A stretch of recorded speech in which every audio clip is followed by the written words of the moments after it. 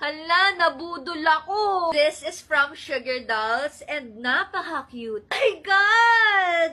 Ang ganda ng mga kulay. 10 out of 10. Packaging pa lang. Ito daw yung mga best sellers nila. The Date Night, Lilac Dream, and Powder Puff, and Honey Rush. Unahin natin tong Honey Rush. Hindi pa bukas to pero ang bango na.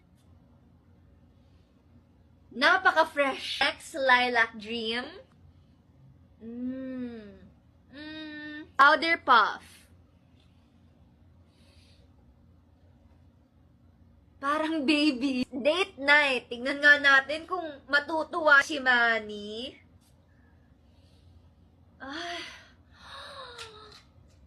I do not know what to say. I'm speechless. Personal opinion lang ha. Ang first is Powder Puff.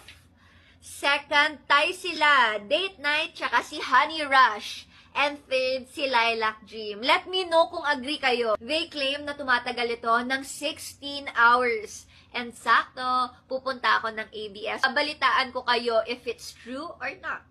I was only out for 8 hours, pero after all that work, heat, and sweat, masasabi kong worth it because I still came home smelling so good. Bye, guys!